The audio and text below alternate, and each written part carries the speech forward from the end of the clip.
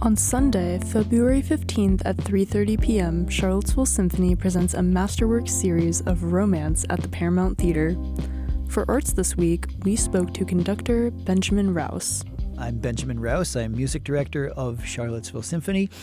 Charlottesville Symphony is a combined professional and student ensemble which is housed at the University of Virginia, but also exists independently of UVA as a separate nonprofit organization that runs a elaborate and busy schedule of outreach and education activities around Charlottesville and in the surrounding area. We partner with local artists, with national and international artists, and local organizations such as Charlottesville Ballet, which I'm very proud of, and I'm glad to have been part of this organization now for almost 10 years next season. Nice. All right. So what can listeners expect at this Valentine's weekend special?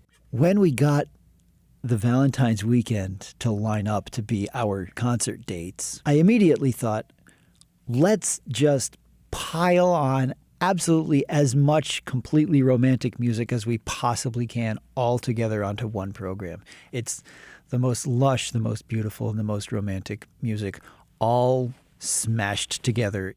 Yeah, I know. I was looking at the list of all the songs, and I thought it was cool you included the Indiana Jones. I love the music of John Williams, and one of the highlights of my life was meeting him and being the assistant to his 90th birthday gala at the Kennedy Center and being around him and his music for my whole life.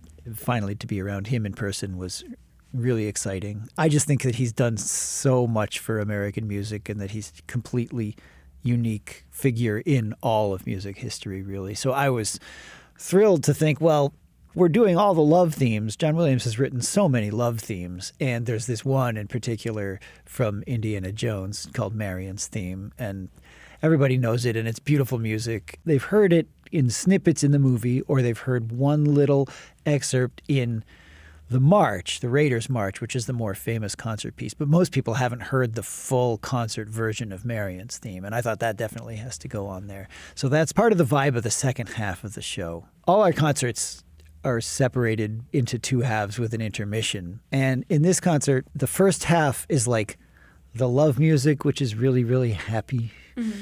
And the second half, kind of everything goes wrong in one way or another. For all the love themes, they come from these troubled situations. So we were talking about Marion's Theme in particular. Indiana Jones and Marion, like, kind of a love theme, but like it's a pretty troubled relationship.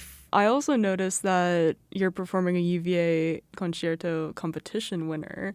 So I wanted to ask about that and also ask about the demographic of the symphony, like how many students are part of that in collaboration with the community.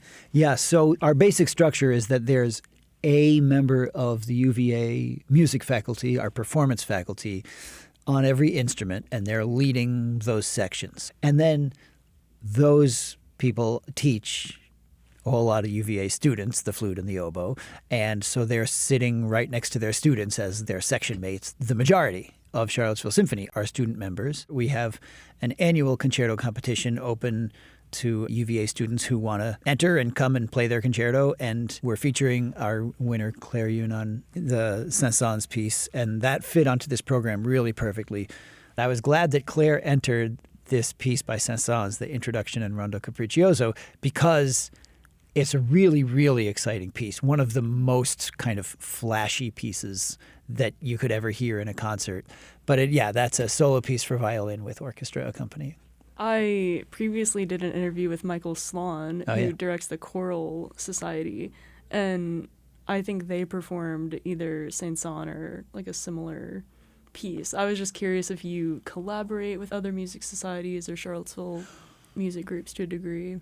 Yeah, so every December there's a family holiday concert, which is a local tradition where the university singers sing and the symphony plays, and Michael Sloan directs those concerts.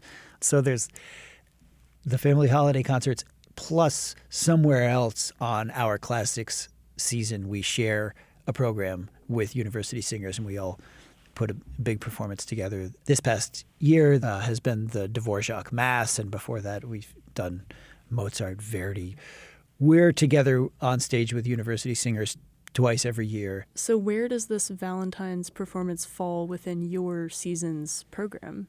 Outside of the family holiday concert, which is the end of the fall, we do 5 other regular programs each year. We'll have basically 2 of our masterworks in the fall, then the holiday program, and then 3 of our masterworks in the spring, the first of which is this Valentine's program. And again, I just wanted it to be as romantic as possible. And romantic in music has this kind of specific meaning of after the classical period comes the romantic period, so it's a historical epoch. But in classical music, it's actually kind of hard to nail down what really is the romantic, because it means all these different things. There's these different strains of connection to other art forms and connection to nascent feelings about nationality, because countries were just kind of forming around Europe at the time. And there's the connection to the natural world is another strain. But the main one that we're really focusing on is what it sounds like. It's actually about self-expression. It's actually about the most important stuff, which is love and death. And so in this program, we've got both of those at once in Romeo and Juliet, for example. And again, we had both of those at once in Tristan and Isolde, which is also on this program. So do other members of the symphony have input in songs, or is it kind of mainly your creation? We do pool ideas among the whole orchestra. Every season we have a shared Google Doc where you can put up your ideas, and then you can +1 for other people's ideas. And so there is a repertoire nomination process that we do every season with Charlottesville Symphony. It's also true that I have to finally judge what's going to work well in our halls and with our orchestra and with the people that we intend to collaborate with, and a whole other slew of kind of boring parameters about what fits where on the season, where there are a bunch of judgments that I have to make, and there are pet projects that I have as well.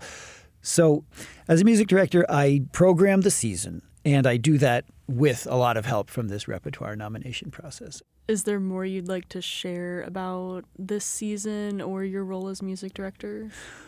I love working with orchestras, and it is roughly as dreamy as I think most people think it might be to stand there and hear all that sound coming out. Because it's really the best seat in the house. I'm standing, I'm not sitting, but on the podium you can really hear everything up close in a way that is so, I have to say, overwhelmingly beautiful that it never gets old.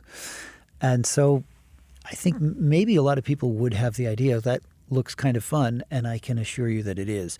It is also a great responsibility. So it's not that it's a piece of cake to do it, but it is really quite a magical experience. The other thing specifically about this Valentine's Day program is that it's going to be a little different from the rest of our classics concerts because of the way that we packed all of this romantic music side by side right next to each other. And it's a lot of separate, shorter pieces. There's 7 pieces on this concert, and sometimes there's only 2. They would be bigger and longer, like a whole symphony. But here we've got a lot of shorter pieces. And so my plan is essentially to host the whole thing and interact with the audience a lot more than I normally would on a classics program. Going to be a lot more like one of our Pops concerts than like our normal kind of buttoned-up classics. Join the Charlottesville Symphony on Sunday, February 15th at 3:30 p.m. for an afternoon of romance on this Valentine's weekend. Tickets can be found on the Paramount website. Arts This Week is supported by the UVA Arts Council and Piedmont, Virginia Community College. PVCC Arts presents a rich array of dance, music, theater, and visual arts programming. Learn more at pvcc.edu. For WTJU, I'm Ella Powell.